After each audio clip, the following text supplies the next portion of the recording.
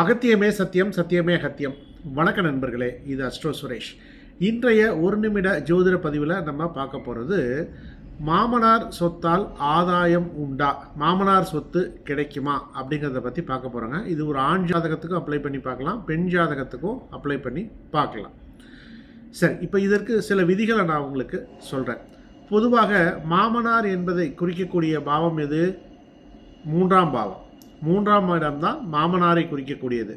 மூன்றிலிருந்து எண்ணி வரக்கூடிய நான்காம் பாவம், அதாவது ஆறாம் இடம் என்பது மாமனாரினுடைய சொத்தை குறிக்கக்கூடியதாக நீங்கள் எடுத்துக்கொள்ளலாம். அப்போது ஒருத்தருக்கு ஆறாம் இடத்ததிபதி உச்சமோ ஆட்சியோ இல்லை மூல திரிகோணமோ பெற்று இருந்தால் மாமனார் சொத்து மூலமாக நல்ல ஒரு பெரிய அளவுக்கு ஆதாயம் உண்டு. அதன் மூலமாக இந்த ஜாதகரின் வாழ்க்கை வசதி வாய்ப்புகள் அனைத்தும் பெருகும் அப்படிங்கிற மாதிரி நம்ம சொல்லலாம்.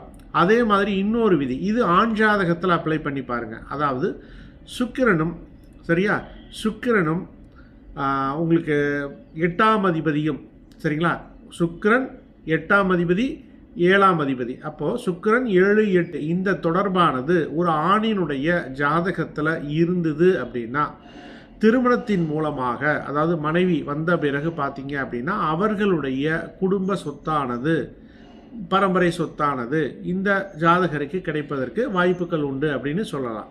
இது ஒரு பெண் ஜாதகமாக இருந்தது அப்படின்னா, பெண் ஜாதகமாக இருந்ததுன்னா செவ்வாய் 7ஆம் இடம் ப்ளஸ் 8ஆம் இடம். அப்போது செவ்வாய் 7ஆம் அதிபதி 8ஆம் அதிபதி தொடர்பானது ஒரு பெண் ஜாதகத்தில் இருந்தால் அந்த பெண்ணை கல்யாணம் பண்ணிக்கக்கூடிய கணவன் வழியில் அவர்களுடைய பரம்பரை சொத்தானது அந்த பெண்ணுக்கு கிடைப்பதற்கு வாய்ப்புகள் உண்டுன்னு சொல்லலாம். நண்பர்களே, உங்களுடைய ஜாதகத்தை நீங்கள் ஆய்வு செய்து கொள்ள வேண்டும் என்று விரும்பினால் ஸ்க்ரீனில் இருக்கக்கூடிய நம்பருக்கு கால் பண்ணுங்கள் அல்லது வாட்ஸ்அப் பண்ணுங்கள். இந்த சேனலை நீங்கள் சப்ஸ்கிரைப் பண்ணிக்க, அப்போ தான் நான் போடக்கூடிய பதிவுகள் உங்களுக்கு உடனுக்குடன் வந்தடையும். டிஸ்கிரிப்ஷனில் ஒரு வாட்ஸ்அப் குரூப் லிங்க் இருக்குது, விருப்பம் இருந்தால் அதில் நீங்கள் இணைந்து கொள்ளலாம். சரியா? உங்களுக்கு ஏதாவது சந்தேகம் இருந்ததுன்னா கீழே கமெண்ட் செக்ஷனில் கொடுங்க, நான் உங்களுக்கு அது பதில் தருகிறேன். மீண்டும் மற்றொரு பதிவுடன் நாளைக்கு நான் உங்களை சந்திக்கின்றேன். அகத்தியமே சத்தியம், சத்தியமே அகத்தியம். நன்றி நண்பர்களே.